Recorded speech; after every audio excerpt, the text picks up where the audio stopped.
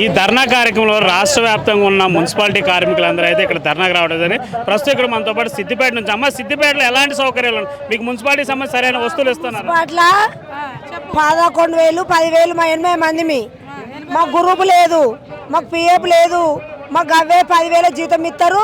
వాళ్ళంతా కష్టం చేస్తున్నాము. మాకు పని ఎక్కువ ఉంది, జీతం తక్కువ ఉంది. మేము చచ్చిపోయినా కానీ మీకు రూపాయి ఇవ్వమంటారు, గ్రూపులకే ఇస్తామంటారు. వాళ్ళంతా కష్టం చేపిస్తాను సారు. మేము కేసీఆర్ 10 ఏళ్ళు గెలిపించినా ఏం చేయలే. ఇప్పుడు కోరుకొని నువ్వు ఎత్తవని గెలిపించినాము.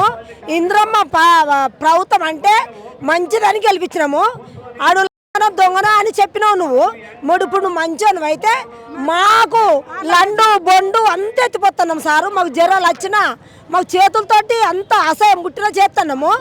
కానీ మీరు మంచోళ్ళు అయితే ఫస్ట్ మున్సిపాలిటీలకు 26,000 ఇత్తనం వేయాలి, మాకు అన్నీ వేయాలి సార్. మాకు గురుపులు చేయాలి, మాకు ఏది లేదు సార్. మేము చచ్చిపోయిన ఏమి ఇవ్వమంటారు, మాకు పిఎఫ్ లేదు, ఏం లేదు సారు. మేము కష్టం మీపు బొక్కలు వస్తున్నాయి సార్ మేము ఉడుతుంటే. కానీ కనికరం జీవిస్తేనే నువ్వు మళ్ళీ తప్పకెళ్తావు, చీడి మీద కూర్చుంటావు. మేము ఓటెత్తే మీరు గద్దె మీద కూర్చున్నారు సారు. మీకు నమస్కారాలు. రేవంత్ రెడ్డి అన్న నీకు నమస్కారాలు. మీరు నమస్కారం పెడతారు, ఆయన సలాం కొడతా అని చెప్పిండు కదా. సలాం కొడతా అన్నాడు, అన్ని ఇస్తా అన్నాడు. ఆడబిడ్డలకు బంగారం పెడతా అన్నాడు, 1,00,000 రూపాయలు ఇస్తా అన్నాడు, అన్ని మాటలు ఇచ్చాడు. మాకు ఇల్లు లేదు సార్, ఉండవంటి ఇల్లు లేకున్నా కానీ మేము రేకులు వేసుకొని కిరాయికుండి మేము మున్సిపాలిటీ చేస్తున్నాం సారు. ఏదో బతుకుతాం కదా, రూపాయి పెరుగుతుంది కదా అని చేస్తున్నాం సారు. మాకు ముడ్డి బొక్కలు ఈపు బొక్కలు వచ్చిన వానల ఎండల సల్లే కానీ చేస్తున్నాం సారు. నీకు వందనాలు. నువ్వు తలకాయ ఉంటే నువ్వు మాకు ఇత్తనాలు పెంచాలి. మాకు మా 80 మంది గ్రూప్ చేయాలి సారు. దయచేసి మా కాళ్ళంత కష్టం చేపిస్తాను సార్. మా గద్దెనెక్కినాక మిమ్మల్ని చూడకుండా ఆయన చల్ల కూర్చున్నాడు సారు.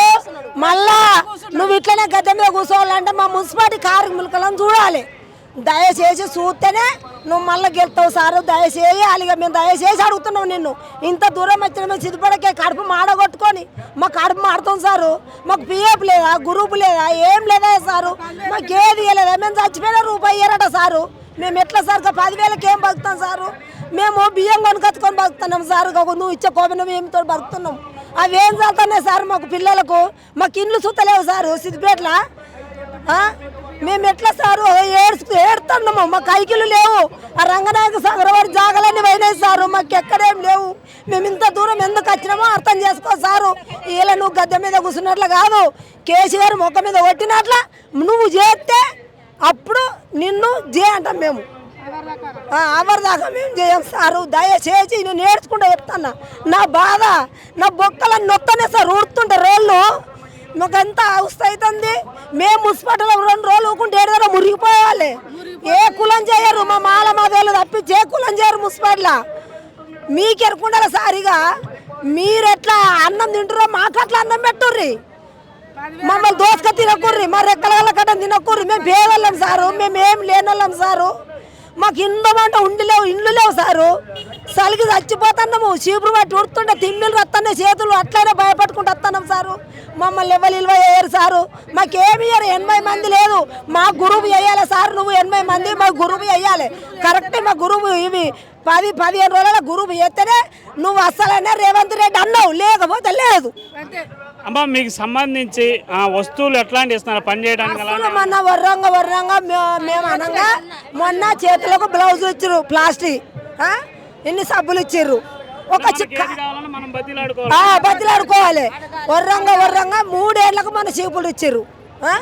ఇక గవ్వే కానీ అంత మించిన ఏం లేదు. మా 80 మంది చచ్చిపోతే 10 రూపాయలు ఇయ్యారట. రూపాయలు చచ్చిపోతే 10,000 ఇస్తారు. మా 80 మంది చచ్చిపోతే మొన్న 2 చచ్చిపోయారు, రూపాయి ఇవ్వలేదు సార్లు మేడం. సార్ దయచేసి రేవంత్ రెడ్డి అన్నను నాన్న లెక్క అడుగుతున్నా అంతే. ఇక రాష్ట్ర వ్యాప్తంగా మున్సిపాలిటీ కార్మికులు అయితే మాకు ఎటువంటి సరైన సరైన వస్తువులు ఇవ్వట్లేదు, మేము పనిచేసేటప్పుడు చేతులు బ్లౌజులు ఇవ్వట్లేదు, సరైన చీర కూడా ఇవ్వట్లేదు అని చెప్పేసి మహిళలు అయితే ఆరోపిస్తున్నారు. ఎందుకంటే ఏదైనా కానీ మేము కావాలంటే అడుక్కోవాలే తప్ప మాకైతే కనికరించి కనీసం ఇవ్వట్లేదు, మా వస్తువులే మేము వాడుకోవాల్సి వస్తుందని చెప్పేసి కార్మికులు అయితే ఆరోపిస్తున్నారు. రానున్న రోజులైన ప్రభుత్వం కళ్ళు తెరిచి మాకు సరైన వస్తువులు కానీ అలాగే మా జీతాల విషయంలో కానీ త్వరగా నిర్ణయం తీసుకుంటే మంచిదని చెప్పి కార్మికులు చెప్తున్నారు.